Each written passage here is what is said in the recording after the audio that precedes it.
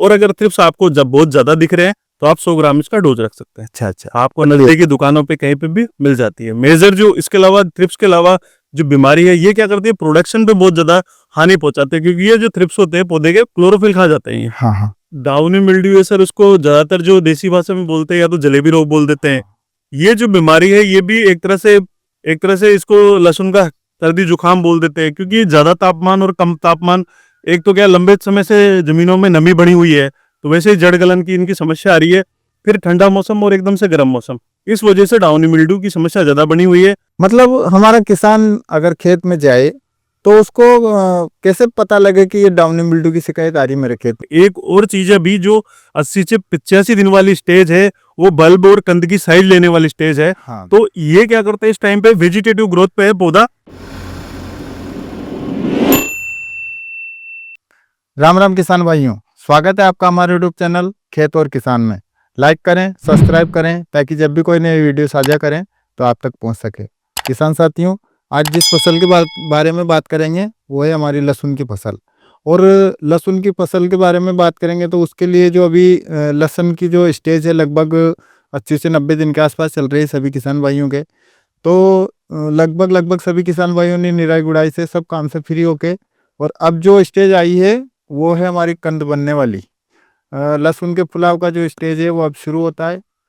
तो लहसुन की जो मुख्य बीमारी रहती है और जो कीट व्याधियां रहती है, इस समय पे उनका विशेष ध्यान रखना होता है। तो किसान साथियों, लहसुन के बारे में आज जिस समस्या के बारे में अपन जानकारी लेंगे, तो उसके लिए आज गर्डा केमिकल से जो हमारे टीएम साहब हैं, टेरिटरी मैनेजर साहब, उनको हमने इनवाइट किया है हमारे चैनल पे। तो इसके बारे में जो भी प्रॉब्लम आ रही है अभी हमारे किसानों को, तो हम कोशिश करेंगे कि उनके माध्यम से आपके सभी सवालों के जवाब दिए जाएं।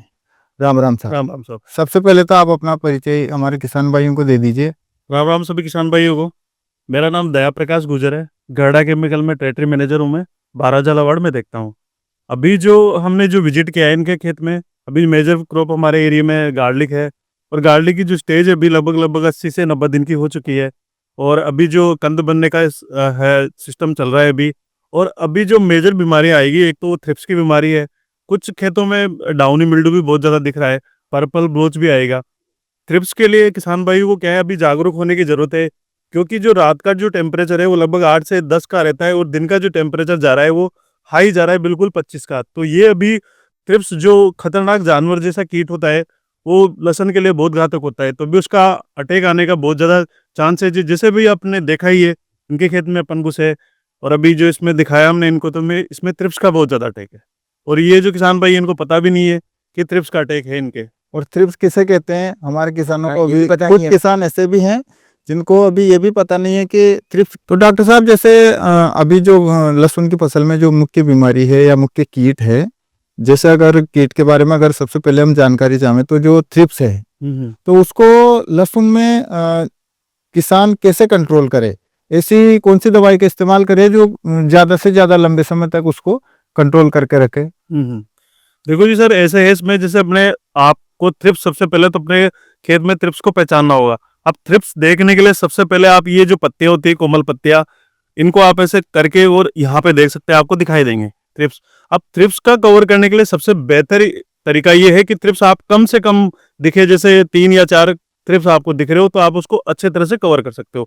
थ्रिप्स की तादाद अगर बढ़ जाती है तो एक तो आपके क्या है, पत्ते बिल्कुल झुकाव हो जाएंगे और एकदम से सफेद दिखने लग जाएगा खेत, और वो क्या होगा, फिर आपकी कंडीशन इतनी ज्यादा बुरी हालत हो जाएगी कि लगातार आपको हो सकता है एक स्प्रे से कवर नहीं हो, 2 स्प्रे करने पड़े, और बहुत से किसान भाइयों को 3-3 स्प्रे करने पड़ जाते हैं। मतलब कहीं ना कहीं आप यूं कहना चाह रहे हैं कि समय पे जागरूक होना बहुत जरूरी है। हाँ बिल्कुल। हाँ।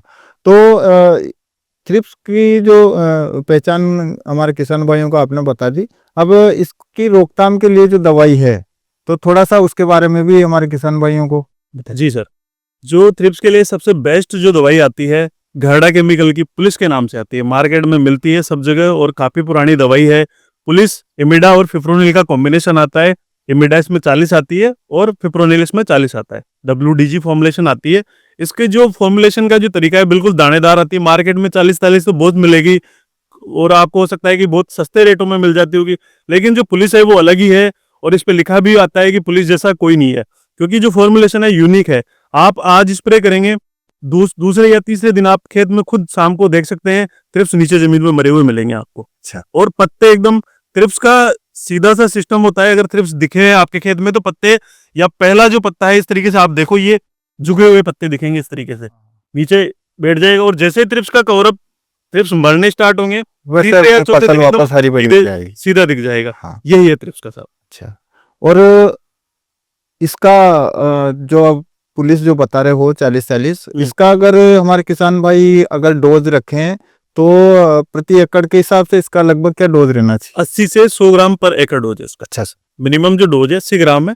और अगर थ्रिप्स आपको जब बहुत ज्यादा दिख रहे हैं तो आप 100 ग्राम इसका डोज रख सकते हैं। अच्छा अच्छा। आपको नजदीकी दुकानों पे कहीं पे भी मिल जाती है। मेजर जो इसके अलावा, थ्रिप्स के अलावा जो बीमारी है, ये क्या करती है, प्रोडक्शन पे बहुत ज्यादा हानि पहुंचाते हैं। क्योंकि ये जो थ्रिप्स होते हैं पौधे के क्लोरोफिल खा जाते हैं। ये हाँ हाँ। पौधे का हरा भाग खाते हैं, वो इनका भोजन होता है। तो जब पत्तियां ही खा जाएंगे तो फिर पत्तियां भोजन कहाँ से बनाएगी, तो फिर वो कंद साइज नहीं लगेगा। और एक और सवाल सर मेरा किसानों के माध्यम से, मेरे माध्यम से किसानों के जो सवाल हैं उसके बारे में मैं यूं पूछना चाह रहा हूं कि अभी एक प्रॉब्लम और ज्यादा आ रही है, डाउनी मिल्ड्यू। हाँ। तो उसके बारे में भी, लहसुन के ऊपर जो डाउनी मिल्ड्यू आ रहा है उसके बारे में भी थोड़ा सा विस्तार पूर्वक। डाउनी मिल्ड्यू है सर, उसको ज्यादातर जो देसी भाषा में बोलते हैं या तो जलेबी रोग बोल देते हैं। ये जो बीमारी है ये भी एक तरह से इसको लहसुन का सर्दी जुकाम बोल देते हैं। क्योंकि ज्यादा तापमान और कम तापमान, एक तो क्या लंबे समय से जमीनों में नमी बढ़ी हुई है, तो वैसे ही जड़ गलन की इनकी समस्या आ रही है। फिर ठंडा मौसम और एकदम से गर्म मौसम, इस वजह से डाउनी मिल्ड्यू की समस्या ज्यादा बनी हुई है।